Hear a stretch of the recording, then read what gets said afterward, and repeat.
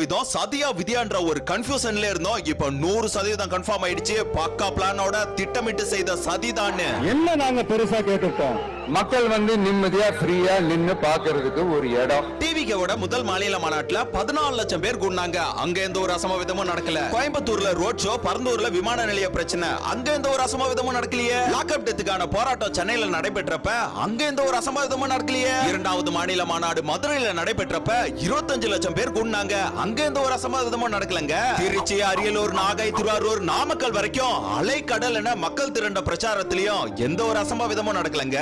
ஆனா கரூர்ல இவ்வளவு பெரிய அசம்பாவிதம் நடக்க முழு காரணமே செந்தில், குணா, வேலு, தம்பி இவங்க எல்லாரையும் அன்பு வாழ்க்கையோட இணைக்கிறது ராஜன் தான். 1000 ஆட்களை தாவேகா துண்டு கொடியோட கூட்டத்துல கலந்து கொள்ள வைத்து கூட்ட நெரிசலை ஏற்படுத்தி கீழே விழுபவர்களை வயிற்றிலையும் கழுத்திலையும் மிதிச்சு மூச்சு திணறி போக வைத்து சாகடித்து உள்ளனர். என் கண்ணு முன்னாடி நிறைய பேர் இறந்துட்டாங்க. கீழே விழுந்து போட்டெல்லாம் மிதிச்சாங்க தெரியுங்களா. பின்னாடி இருந்து எல்லாருமே வந்தாங்கடா. எதுக்கு அப்படி வந்தாங்கன்னே தெரியல. விஜய் அவர்கள் பேசும்போதே 10 பேர் அங்கேயே உயிரிழந்திருக்காங்க. இதுதான் உண்மை. இதை தாண்டி இன்னும் கூட்ட நெரிசலுக்கு 10 ஆம்புலன்ஸ் கிட்டத்தட்ட உள்ள அனுப்பி மக்கள் உயிர் போக டிஎம்கே பல வேலைகளை ஏற்பாடு செய்து கடைசியில நடிகர்களாக நாடகம் போட்டு அப்பாவி மக்களை இப்படி ஏமாத்திருக்காங்க. விஜய் அவர்கள் மீது செருப்பு வீசியவரை சுற்றி இருந்த அனைவருமே தாவேகா துண்டு போட்ட டிஎம்கேவோட கைக்கூலிகள் தான். எவ்வளவு பெரிய அசம்பாவிதத்தை ஏற்படுத்தி இருக்கானுங்க. மரண ஓலங்கள் சத்தியமா உங்க யாருமே சும்மா விடாதுடா.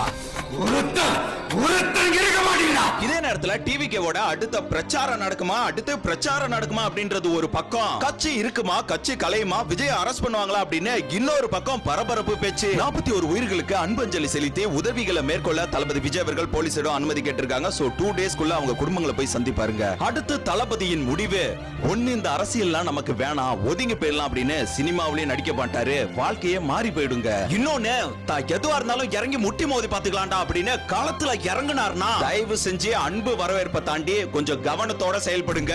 உங்க டிவிகே சைடு இளைஞர்கள் பண்ற அட்டகாசம்லாம் தாங்க முடியல, அவங்கள பத்தி ஏன் பேச மாட்டீங்க அப்படின்னு பல பேர் என்கிட்ட கேக்குறாங்க. பட் நான் உங்களை எதுவும் தப்பா சொல்லல. உங்களால அந்த மனுஷனுக்கு எந்த பாதிப்பும் ஆக கூடாது. சோ தயவு செஞ்சு எல்லாரும் புரிஞ்சு செயல்படுங்க. அடுத்தடுத்த உண்மை சார்ந்த டிஎம்கே சூழ்ச்சிகளை உங்கள் கண் பார்வைக்கு இந்த அந்நிய நம்பி சேனல் சார்பாக கொண்டு வருகிறோம். இதனால் இந்த அந்நிய நம்பியை டிஎம்கே எதனால் செய்தால் கூட தளபதிக்காக நீங்கள் உண்மையாக இருங்கள். எனக்கு பின்னால் தளபதிக்காக குரல் கொடுக்க பல பேர் வருவாங்க. இந்த உலகமே தளபதி விஜய் அவர்களை எதிர்த்து நின்னாலும் அந்த உலகத்தை எதிர்த்து நிற்பேனே தவிர ஒருபோதும் தளபதி விஜய் அவர்களை எதிர்த்து நிற்க மாட்டேன். நான் 8 வருட சினிமா பயணத்தில் தளபதி விஜய் அவர்கள் என்ன செய்கிறார் என்று ஒவ்வொரு நாளும் கேட்டு வளர்ந்திருக்கிறேன். அவரின் குணம் என்னவென்று எனக்கு தெரியும். சோ தயவு செஞ்சு சொல்றேன், தளபதியா விட்டுறாதீங்கடா. கலியுகத்தின் கடைசி நம்பிக்கை இவர்தான். கடைசி நம்பிக்கை